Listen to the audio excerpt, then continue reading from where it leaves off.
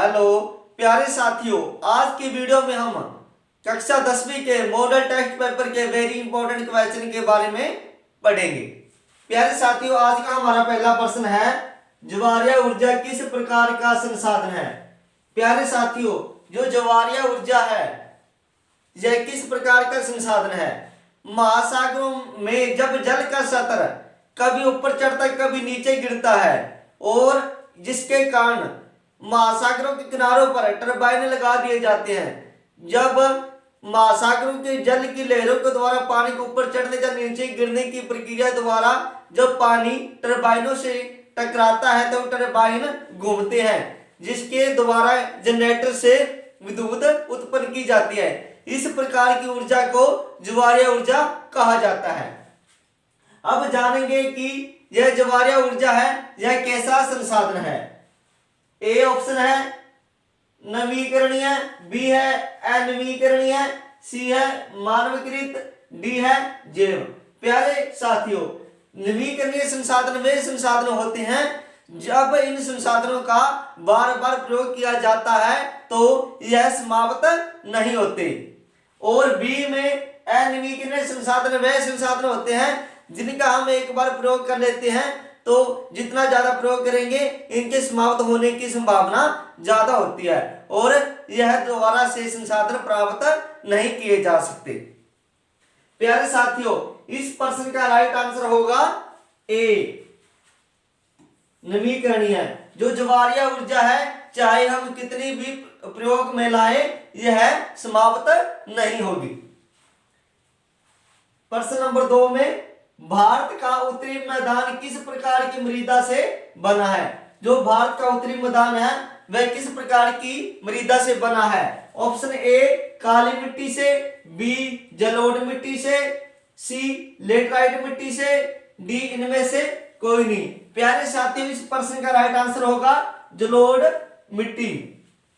मेरे प्रिय विद्यार्थियों, जलोढ़ मिट्टी का निर्माण कैसे होता है। जब नदियों के द्वारा जिस मिट्टी को बहाकर लाता है तो इस प्रकार की मिट्टी जलोढ़ मिट्टी कहलाती है। यह मिट्टी अति उपजाऊ मिट्टी होती है। प्रश्न नंबर 3 में, भारत के कुल स्थलीय क्षेत्र का कितने प्रतिशत भाग मैदानी है। प्यारे साथियों, भारत के पूरे क्षेत्रफल में पूरे सतह में ऐसा कि मैदानी है। Option A 30%, B 20%, C 35%, D 43%।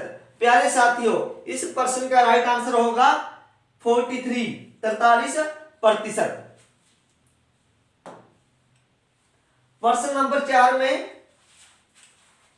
निम्नलिखित में से कौन से राज्य में सीढ़ीनुमा खेती की जाती है। ऑप्शन ए हिमाचल प्रदेश में, बी हरियाणा में, सी राजस्थान में, डी पंजाब में। इस प्रश्न का राइट आंसर होगा हिमाचल प्रदेश।